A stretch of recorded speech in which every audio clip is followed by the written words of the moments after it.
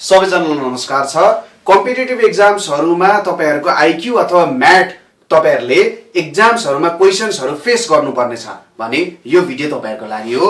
र आज हामीले अत्यन्तै महत्त्वपूर्ण प्रश्न जुन हरेक कम्पिटिटिभ एक्जाम्सहरुमा सोधिरहेको हुन्छ त्यो लिएर फेरि पनि उपस्थित भइसकेका छौं, जसलाई हामी के भन्छौं त र्याङ्किङ अर्डर टेस्ट भनेर भन्छौं अथवा हामी बुझौं हामी लाइन सम्बन्धी कामहरु गरिरहेका छौं। र्याङ्किङ अर्डर टेस्टलाई तपाईहरुले सिम्पल वेमा पनि गर्न सक्नुहुन्छ, जस्तै काउन्ट गरेर पनि गर्न सक्नुहुन्छ।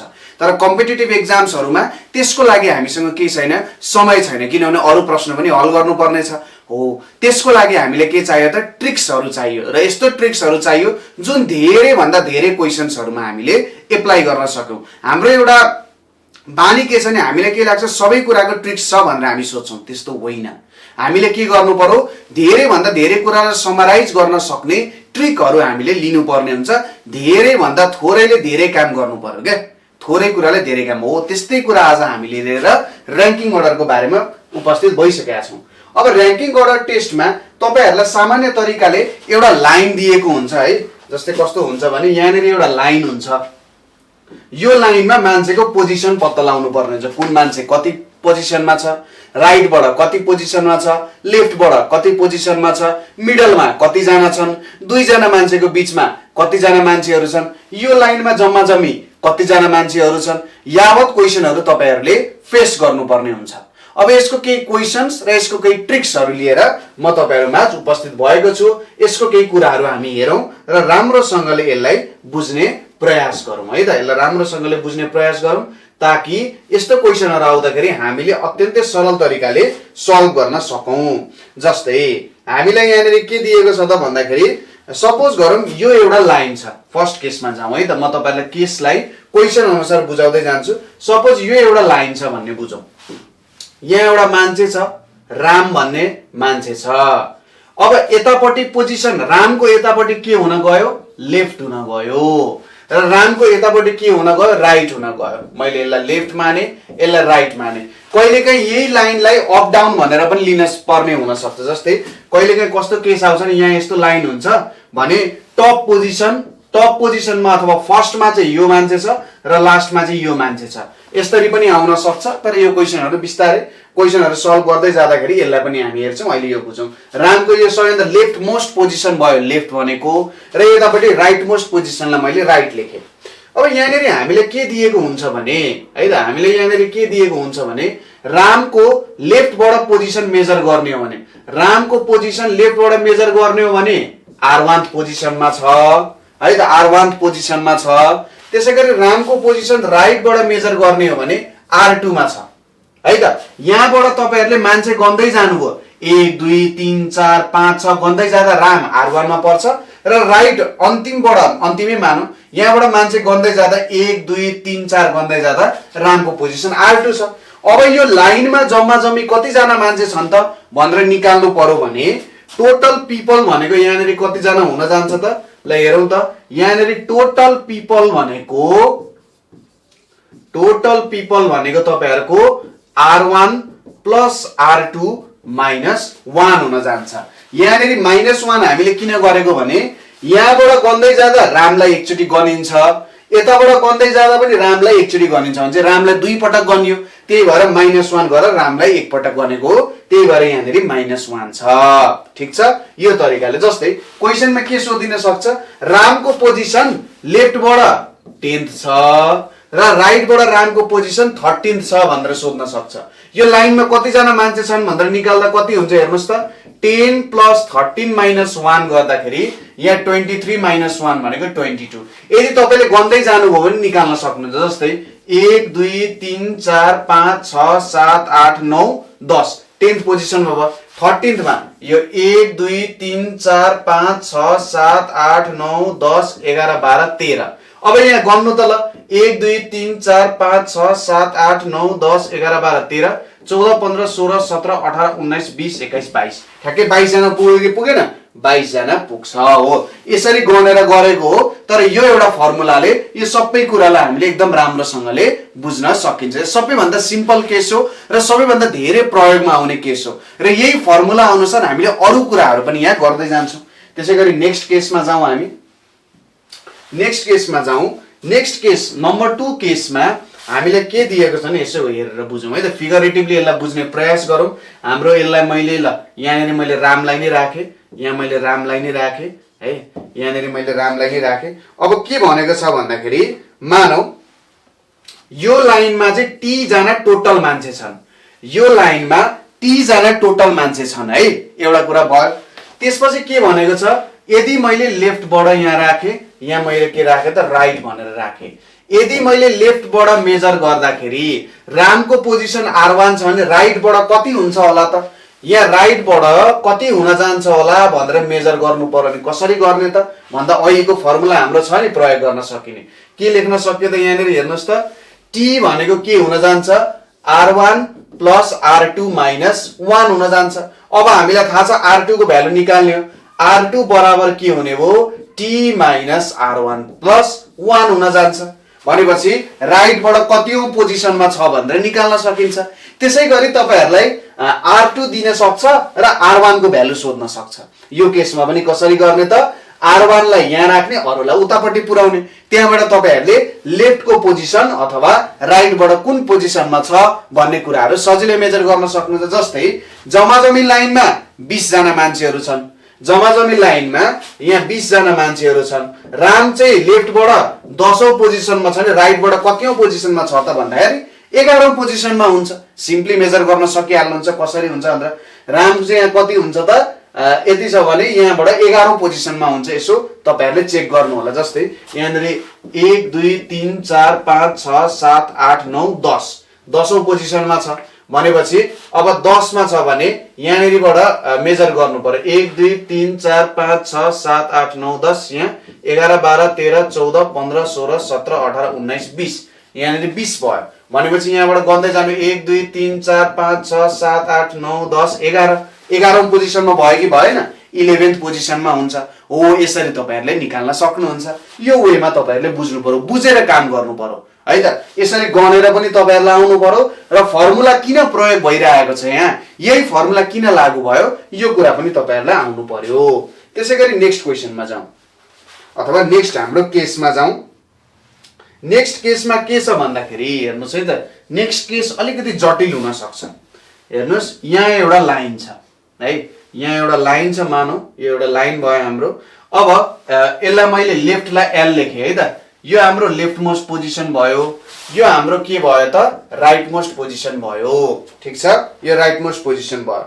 अब मानौ यहाँनेरि चाहिँ अब 2 जना मान्छेहरु छन् है त, यहाँनेरि हाम्रो चाहिँ जो 2 जना मान्छेहरु छन्, मानौ यहाँनेरि राम र यहाँनेरि श्याम, राम र श्याम 2 जना मान्छेहरु यहाँनेरि लाइनमा छन्। ठीक छ, 2 जना मान्छेहरु छन्। अब यहाँनेरि के छ भन्दाखेरि मानौ हामीलाई के दिएको छ भने यहाँबाट रामको लेफ्टबाट रामको पोजिसन R1 दियो, राइटबाट श्यामको पोजिसन R2 दियो है। यो कुरालाई ध्यान दिनु है, अहिलेको केसमा त अलिकति भिन्नै छ। लेफ्टबाट रामको पोजिसन R1 छ, राइटबाट श्यामको पोजिसन मैले R2 मान्दै है त। ठीक छ, यो कुरा दिएको छ। अब अर्को कुरा यहाँनेरि के दिएको छ भन्दाखेरि यहाँ बीचमा कति जना मान्छे छन्, राम र श्यामको बीचमा केही मान्छेहरु छन्। मानौ यो राम र श्यामको बीचमा यहाँनेरि जम्मा मान्छेहरु भनेको D जना मान्छेहरु छन् है त। मानौ राम र श्यामको बीचमा D जना मानिसहरु यहाँनेरि बसिरहेछन्। बुझ्नुभयो कुरा मैले के भने, राम र श्याम 2 जना मान्छेहरु छन्, लेफ्टबाट रामको पोजिसन R1 भयो, राइटबाट श्यामको पोजिसन R2 भयो र राम र श्यामको बीचमा चाहिँ D जना मान्छेहरु छन्, D है त। अब यहाँनेरि हामीले टोटल मान्छे कति जना छन् भनेर सोधिरहेको छ भने यस्तो केसमा 2 वटा केसेसहरु यहाँनेरि तपाईहरुको अगाडि आइपुग्छ है त। 2 वटा केसेसहरु तपाईहरुको अगाडि आइपुग्छ।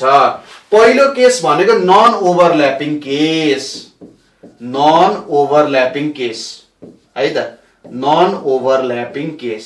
नन ओभरल्यापिङ केस भनेको कस्तो भन्दाखेरि नन ओभरल्यापिङ केस भनेको कस्तो हुन जान्छ त, यसलाई तपाईहरुले बुझ्नु पर्ने हुन्छ। हामीले के हुन सक्छ भने कहिलेकाहीँ लाइनमा राम र श्यामको बीचमा कति जना मान्छेहरु छन् भन्दाखेरि हामीले केही मान्छेहरुलाई एक्स्ट्रा गर्न सक्छौं है। त्यसरी क्वेसनले तपाईलाई झुक्काउँछ ताकि तपाईहरुले एक्स्ट्रा मान्छेको नम्बरहरु गर्नुहोस् र तपाईहरुको आन्सर रङ होस् र उले थाहा छ जसले प्रश्न बनाउँछ उलाई थाहा छ कि विद्यार्थीले यो पोइन्टमा गल्ती गर्छ भन्ने थाहा छ र आन्सर पनि त्यसरी नै राख्दिन्छ हो सुरुमा के आयो नन ओभरल्यापिङ केस अब नन ओभरल्यापिङ केसलाई तपाईहरुले कसरी चिन्न सक्नुहुन्छ त नन ओभरल्यापिङ केसलाई तपाईहरुले कसरी चिन्न सक्नुहुन्छ त भन्ने कुरा हो यहाँ प्रश्नमा एउटा कुरा के पनि हुन सक्छ भने जस्तै तपाईहरुलाई मेन है त मैले डी राखिहाले यहाँनेरि तपाईहरुलाई डी को भ्यालु सोध्न सक्छ र यहाँनेरि टोटल मान्छे दिएको हुन सक्छ है त टोटल मान्छे दिएको हुन सक्छ अहिलेको लागि सजिलो यो छ यो केसमा कुरा गरौँ है मानौ यहाँ टोटल मान्छे दिएको छ र डी राम र श्यामको बीचमा कति जना छन् निकाल्नु भनेको छ अब नन ओभरल्यापिङ केस कसरी चिन्न सकिन्छ त भन्दा यदि हाम्रो टी को भ्यालु चाहिँ greater than r1 plus r2 छ भने यदि हाम्रो टी को value greater than r1 plus r2 जस्तै मानौ क्वेशनमा के दिएको छ जम्मा जमी मान्छे लाइनमा 60 जना छन् रामको पोजिसन कति छ 14th छ कतिबाट लेफ्टबाट र श्यामको पोजिसन कति छ 20th छ अब हेर्नुस् त यो r1 र r2 लाई जोड्यो भने कति हुन्छ 34 हुन्छ हो 34 हुन जान्छ र t को भ्यालु त 60 छ भनेपछि यो भयो कि भएन भयो है त यो भयो भने यो चाहिँ नन ओभरल्यापिङ केस हुन जान्छ ठीक छ नन ओभरल्यापिङ केस भयो यस्तो केसमा हामीले कसरी निकाल्न सकिन्छ भने यस्तो केसमा यदि हामीलाई बीचमा कति जना छन् यो डी को भ्यालु अघि भनेको थियो नि डी को भ्यालु सोध्यो भने हामीले कसरी निकाल्न सकिन्छ t minus r1 plus r2 गर्न सकिन्छ भनेको 60 माइनस 14 प्लस 20 गरो भने कति आउँछ 60 माइनस 34 भनेको 26 आउँछ म्हणजे बीचमा यति जना मान्छे छन् भनेर आउने रहेछ है त यस्तो कुराहरु दिएको छ भने यसलाई तपाईहरुले यसरी हेर्न सक्नु हुँदै रहेछ डी को भ्यालु यसरी निकाल्न सक्नुहुन्छ सिम्पली टोटल माइनस दुईटाको पोजिसन एउटा कुरा के ख्याल गर्नु भने एउटै पोजिसन होइन है यो r1 भनेको एउटा मान्छेको लेफ्टको पोजिसन हो यो r2 भनेको अर्को मान्छेको राइटबाट पोजिसन हो यो कुरामा चाहिँ तपाईहरु नझुक्किनु होला यसरी आयो भने यसरी तपाईहरुले यसलाई हेर्न सक्नुहुन्छ त्यसैगरी यदि टोटल नम्बर अफ पर्सन सोधेको भए त simply r1 plus r2 plus d गर्न सक्नुहुन्थ्यो r1 प्लस r2 प्लस के गर्न सक्नुहुन्थ्यो त d तपाईहरुले गर्न सक्नुहुन्थ्यो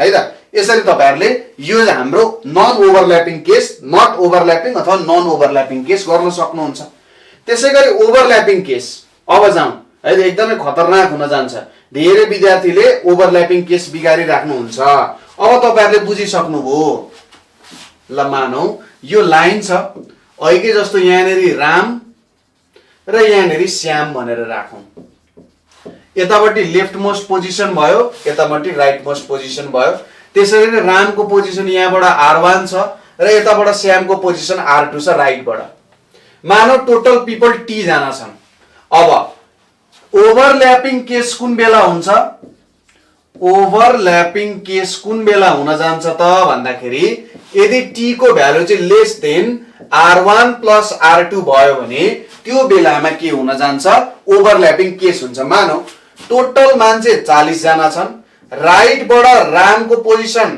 24th छ र लेफ्टबाट श्यामको पोजिसन कति छ मानौ 26th छ भनेर मानौ यस्तो केसमा हेर्नुस् त r1 प्लस r2 भनेको कति हुन्छ r1 प्लस r2 50 छ t को भ्यालु 40 छ भने t त लेस देन के भयो r1 प्लस r2 भयो हो यस्तो केसमा ओभरल्यापिङ भयो र यहाँनेरि बीचमा धेरै जना मान्छे गनिन सक्छन् म एउटा सानो केस अहिले देखाउँछु यो फर्मुला लेखिसकेपछि है त यो भयो भने यो चाहिँ ओभरल्यापिङ केस भयो अब ओभरल्यापिङ केसमा बीचमा कति जना सपोज राम र श्यामको बीचमा d जना मान्छे छन् भने d को भ्यालु हामीले कसरी निकाल्न सकिन्छ त कति जना मान्छे छन् भन्ने कुरा हामीले निकाल्नु पर्यो भने कसरी निकाल्न सकिन्छ r1 र r2 जोड्ने माइनस के गर्ने टोटल नम्बर अफ पर्सन्स गर्ने minus total number of persons गर्ने अनि यहाँ के गर्ने त -2 गर्ने r1 प्लस r2 गर्ने -t गर्ने अनि -2 गर्ने म्हणजे कति आउँदो रहेछ यहाँनेरि r1 प्लस r2 भनेको 50 -40 -2 भनेको 50 - 42 भनेको 8 जना आउने रहेछ हो 8 जना आउँदो रहेछ। अब यहीँनेरि तपाईहरुले t को भ्यालु सोधेको भए कसरी हुन्थ्यो हेर्नुस् त। t को भ्यालु सोधेको भए d यहाँनेरि +2 हैन t को भ्यालु सरी t को भ्यालु सोधेको भए यहाँनेरि तपाईहरुको r1 + r2 - d - 2 गर्नु पर्थ्यो। यसरी तपाईहरुले टोटल नम्बर अफ पिपल पनि निकाल्न सक्नुहुन्थ्यो। एउटा सानो ओभरल्यापिङ केसको म एक्जाम्पल देखाउँछु है त। ल यसो ध्यान दिएर हेर्नुस्। ओभरल्यापिङ र नन ओभरल्यापिङ दुईटै बुझाउन प्रयास गर्छु म। मानौ यो लाइनमा 10 जना मान्छे छन् 1 2 3 4 5 6 7 8 9 10। मानौ यहाँनेरि तपाईहरुको के छ त यो हाम्रो रामको पोजिसन भयो यो हाम्रो श्यामको पोजिसन भयो। अब यो लेफ्ट मोस्ट भयो यो राइट मोस्ट भयो। हाम्रो लाइनमा कति जना मान्छे छन् हाम्रो लाइनमा जम्मा जम्मी टोटल मान्छे 10 जना छन्। अब रामको पोजिसन कति छ हेर्नुस् त। यहाँ रामको पोजिसन यहाँनेरि 1 2 3 थर्ड पोजिसनमा छ। त्यसैगरी श्यामको पोजिसन यहाँ 1 2 3 उ पनि थर्डमै छ। हेर्नुस् त दुई जना कतिमा छन् त थर्डमा छन् हो। दुई जना कतिमा छन् थर्ड पोजिसनमा यिनीहरु छन् ठीक छ। अथवा कति पोजिसन छ 1 2 3 त्यसैगरी यहाँ 1 2 3 4 5 6 7 8 9 10 ओके थर्ड पोजिसनमा यिनीहरु यहाँनेरि दिइरहेको छ। अब यिनीहरु थर्ड पोजिसनमा यहाँनेरि छन् भने कसरी गर्न सकिन्छ यसको भ्यालु हामीले d को भ्यालु कसरी निकाल्न सकिन्छ। यहाँनेरि राम र श्यामको बीचमा कति जना मान्छे छन् राम र श्यामको बीचमा यहाँनेरि कति जना मान्छे छन् त 2 जना मान्छेहरु छन् 2 जना मान्छेहरु छन्। अब यहाँनेरि यसो हेरौं यहाँनेरि बुझ्ने प्रयास गरौं। सपोज यहाँ d को भ्यालु कति हुनु पर्यो त हाम्रो t माइनस रामको पोजिसन लेफ्टबाट कति छ थर्ड छ 3 भयो यहाँनेरि 3 भयो भनेपछि कति आउन गयो त यहाँनेरि 10 - 6 भनेको कति आउन गयो त यहाँनेरि 4 सरी 10 - 6 भनेको 4 आउने भयो। अब यहाँनेरि सर 4 आयो अघि त तपाईले d हुन्छ भनिराख्नु भएको थियो तर यहाँनेरि 4 आयो यसलाई कसरी मैले चाहिँ राइट एन्सर मान्ने त यो कसरी मेरो राइट एन्सर हुन गयो त भन्ने कुरा हुन सक्छ। अब यसलाई थोरै बुझौं।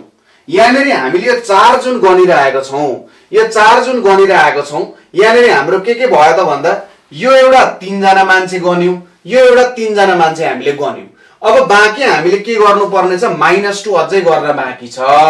किन -2 गर्नु पर्यो यो r र यो s हामीले घटाएको छैन यो r र यो s हामीले घटाएको छैन केही भएर हामीले 4 जनामा अझै 2 जना घटाउन बाँकी छ हो। यो कुरा मैले अघि तपाईहरुलाई भनेको थिइन यो कुरा अहिले तपाईहरुले टिपोट गर्नु होला कि हाम्रो यहाँनेरि बीचमा त 2 जना मान्छेहरु मात्रै छन् हैन हाम्रो बीचमा त यहाँनेरि 2 जना मान्छेहरु मात्रै छन् हो। त्यसरी बुझ्ने अर्को तरिकाले तपाईहरुले सोच्दाखेरि कसरी सोच्न सक्नुहुन्छ म त्यो भन्दिन्छु है त। म यहाँ स्टुडेन्टको पर्सपेक्टिभबाट देखाइरहेको छु तपाईहरुलाई। जस्तै हेर्नुस् है अर्को थरी स्टुडेन्टले हामीले कसरी गर्न सक्छौं त सर त्यो अहिलेको फर्मुला त बिग्रियो होला भनेर तपाईहरु भन्न सक्नुहुन्छ। बिग्रेको छैन। कसरी बिग्रेको छैन भन्दाखेरि पोजिसन गर्ने तरिका हाम्रो गल्ती छ। जस्तै यो फर्स्टमा छ यो सेकेन्डमा छ यो थर्डमा छ यो फोर्थमा छ के खासमा राम भनेको फोर्थमा छ। त्यसैगरी श्याम पनि यो first second third fourth Shyam पनि फोर्थमा छ भनिसकेपछि t - 4 + 4 भनेको कति हुन्छ तपाईको 2 हुन जान्छ ठीक छ। यो हुन जान्छ खासमा तपाईहरुले गर्नुपर्ने यो तरिका हो। तर अघिको तरिकामा के भइरहेको छ भने स्टुडेन्टहरुले के गरिरहेको हुन्छन् भने यसलाई नगनेर यो बीचको भागलाई पोजिसन गनिरहेको हुन्छ के। यो मैले धेरै स्टुडेन्टले गरेको गल्ती देखेको। यहाँनेरि यो बीचको पोजिसनलाई गनिरहेको हुन्छ। यदि त्यस्तो तपाईहरुलाई लाग्छ भने तपाईहरुले त्यसरी तपाईहरुले सोचेर गर्नुहुन्छ भने तपाईहरुले एउटा काम के गर्नुस् भने गल्ती नहुनको लागि तपाईहरुले यसरी सानो सानो फिगर बनाएर प्र्याक्टिस गर्नु र जब सानो सानो फिगर बनाएर प्र्याक्टिस गर्नुहुन्छ अनि कुरा क्लियर हुन्छ है त। पोजिसन लिने भनेको यसलाई मान्छेलाई एउटा पोजिसन लिनु होला नाकि यिनीहरु बीचको स्पेसलाई। तपाईहरुलाई लाग्छ अरे यार सर यो यस्तो सानो कुरामा तपाईहरुले भन्नुपर्छ होइन यो मैले आफ्नो एक्सपिरियन्सले धेरै जना विद्यार्थीले गरेको गल्ती देखेको हो। ओके यसरी भयो। अब नेक्स्ट केस हाम्रो के छ त मैले भनेको ओभरल्यापिङको केस। म यसलाई नि देखाउँछु है त। ओभरल्यापिङको केसमा मानौ 10 जना छन् 1 2 3 4 5 6 7 8 9 10 ओके। अब यहाँनेरि हेरौं मानौ 10 जना t को भ्यालु 10 भयो। मानौ यो हाम्रो रामको पोजिसन भयो अनि यतापट्टि हाम्रो के छ त यो हाम्रो श्यामको पोजिसन भयो। रामको पोजिसन लेफ्टबाट कति छ? यो लेफ्ट मोस्ट भयो, यो राइट मोस्ट भयो। रामको पोजिसन लेफ्टबाट कति छ? 1 2 3 4 5 6। रामको पोजिसन लेफ्टबाट 6th मा छ। श्यामको पोजिसन कति छ? 1 2 3 4 5 6 7। श्यामको पोजिसन कति छ? लेफ्टबाट 7 छ। अब 6 र 7 जोड्दा कति? 13 हुन्छ। यो भन्दा ठुलो छ कि छैन? छ। 13th पोजिसन छ। अब हामीले कसरी निकाल्ने? जम्मा बीचमा कति जना छन्? बीचमा कति जना छ हेर्नु त? 1 जना मान्छे छ। अघिको फर्मुला लाउने हो भने त लफडा हुन्छ, यहाँ धेरै गनिन्छ। अब हाम्रो फर्मुला के थियो? टोटल मा होइन, R1 प्लस R2 गर्ने माइनस T गर्ने माइनस 2 गर्ने। R1 र R2 जोड्दा 13 हुन्छ, माइनस 10 माइनस 2 भनेको 1 आयो कि आएन? 1 तपाईहरुको एन्सर हुन जान्छ। हो यसरी तपाईहरुले यो कुराहरुलाई बुझेर गर्नुपर्ने हुन्छ है त। यो कुराहरुलाई तपाईहरुले बुझेर गर्नुपर्ने हुन्छ। मैले अगाडि कस्तो खालको केसहरुको कुरा गरे, विद्यार्थीहरुले कस्तो ठाउँमा गल्ती गर्छ भन्ने कुराहरु मैले तपाईहरुलाई बुझाए, बताए, त्यो कुरा पनि ध्यान दिनु होला। र यदि त्यस्तो गल्ती हुन्छ जस्तो लाग्छ, सर मैले त कसरी गर्दा पनि, मैले विद्यार्थीहरुलाई -2 गर्न सिकाएको थिएँ पहिले, सर मैले त कसै गरी पनि यो जब एक्जाममा म छिर्छु, एक्जाममा छिर्दाखेरि कसै गरी पनि म यो बिगाडी हाल्छु भन्नुहुन्छ भने त्यो बेलामा मैले उहाँहरुलाई के भने त, तपाईहरु के याद गर्नुस् भने मैले -2 गर्न बाँकी छ है भन्ने कुराहरु याद गर्नुस् है भनेर मैले उहाँहरुलाई सिकाएको थिएँ। किनभने उहाँहरुले 2 जना मान्छे छुटाउनुहुन्छ नि त गर्नको लागि है, 2टा प्लेसहरु गर्न छुटाउनुहुन्छ, -2 गर्न सक्नुहुन्छ। कसैले त्यस्तो प्रब्लम छ भने त्यो अनुसार गर्न सक्नुहुन्छ है त। त्यसैगरी अर्को एउटा केसेस तपाईहरुको लागि छ यहाँनेरि, यो ओभरल्यापिङको केसेस भयो है। यस्तो खालको धेरैवटा केसेसहरु तपाईहरुले गर्नुपर्ने हुन सक्छ, धेरैवटा केसेसमा तपाईहरुले हेर्नुपर्ने हुन सक्छ। जस्तै ल अर्को मैले केस देखाए है त, यहाँनेरि नेक्स्ट केसको क्वेशनहरु देखाए। मानौ कस्तो छ भने यहाँनेरि सपोज T जना मान्छे छन्, ठीक छ, यहाँनेरि T जना मान्छे छन् यो लाइनमा। सपोज यहाँ रामको पोजिसन हामीलाई के थाहा छ? यहाँ रामको पोजिसन लेफ्टबाट R1 छ भन्ने कुरा हामीलाई थाहा छ है, R1 छ भन्ने कुरा हामीलाई थाहा छ। क्वेशनले कस्तो सोधिन्छ भने सपोज जम्मा जम्मी T जना मान्छे छन्, लेफ्टबाट रामको पोजिसन R1 छ भने अब राम पछि कति जना मान्छेहरु छन् भनेर सोधिन सक्छ। राम पछि कति जना मान्छेहरु छन् भनेर सोधिरहेको छ भने यसलाई कसरी निकाल्न सकिन्छ होला त? राम पछि कति जना मान्छे छन् भनेर कसरी निकाल्न सकिन्छ? जस्तै सिम्पल केसको लागि T को भ्यालु 10 मान्यो, रामको पोजिसन यहाँनेरि 3rd छ, यहाँबाट 3rd छ भनेपछि यो फर्स्ट भयो, यो सेकेन्ड भयो, थर्ड भयो। अब थर्ड भयो भने यहाँनेरि 1 2 3 4 कति भयो? 3rd 4th 5th 6th 7th 8th 9th 10th भन्छ। यता कति जना छ? 3 6 7 जना। सिम्पली के गर्नु पर्दो रहेछ? T माइनस R1 गरौ भने 10 माइनस 3 गरौ भने 7 हुन्छ। हो त्यही गर्नु पर्यो। हामीले के गर्नु पर्यो? T माइनस जताको पोजिसन दिएको छ त्यसलाई माइनस गरेर उतापट्टिको मान्छेहरुको भ्यालु निकाल्न सकिन्छ। मैले अर्को गल्ती यहाँनेरि के देखाएको छ नि, विद्यार्थीहरुले -1 गर्दिन्छ, तर यो -1 गर्नुपर्ने छ? पर्ने नै छैन हैन। हो यो केसेसहरु तपाईहरुले बुझ्नु पर्छ। यो -1 गरेर तपाईहरुले गल्ती गर्न सक्नुहुन्छ। त्यही भएर यो कुरा पनि तपाईहरुले बुझ्नु पर्यो, -1 गर्ने होइन, T माइनस R1 मात्रै गर्ने। हामीले के सोधेको छ? यहाँदेखि लेफ्टबाट रामको पोजिसन, राइटबाट पनि दिन सक्थ्यो है, राइटबाट पनि दिन सक्थ्यो र यतापट्टि लेफ्टतिर अब राम पछि कति जना मान्छे छन् पनि सोध्न सक्थ्यो। अब यताको पोजिसन दिएर यता पछि कति जना मान्छे छन्, यस्तो क्वेशनहरु पनि तपाईहरुलाई सोध्न सक्छ। यति बेला T माइनस R1 तपाईहरुले गर्नुपर्ने हुन्छ है त। यो एउटा केस भयो। अब यस्तै खालको अरु धेरै केसेसहरु पनि हामीले प्र्याक्टिस गर्नुपर्ने हुन्छ। यो केही सामान्य केसेसहरु भयो, यस्तै खालको अरु केसेसहरु पनि हामीले प्र्याक्टिस गर्नुपर्ने हुन्छ र त्यो केसेसहरु हामीले क्लासमा एकदम राम्रोसँगले प्र्याक्टिस गर्छौं। यो हाम्रो केही मेन केसेसहरु भयो, तर यो केससँग जोडेर अरु केसेसहरु लगभग हामीसँग अरु 5-7 वटा केसेसहरु छन् जसलाई हामीले एकदम राम्ररी हेर्नुपर्ने हुन्छ। हो यसरी नै जोडेर अरु केसेसहरु पनि आउँछ। यस्तो केसेसहरु अध्ययन गरेर यस्तो र्याङ्किङ टेस्टको तपाईहरुले राम्रोसँग चाहिँ एक्जाममा गर्न चाहनुहुन्छ भने तपाईहरुले हामीलाई सम्पर्क गर्न सक्नुहुन्छ 9849595895 मा। यसको तपाईहरुले हामीलाई WhatsApp तथा भाइबरमा सम्पर्क गरेर क्लासमा जोइन गर्न सक्नुहुन्छ है त। यो भिडियो एकदम राम्ररी हेर्नु होला, दोहोर्याई तेर्याई यसलाई बुझ्ने प्रयास गर्नु होला।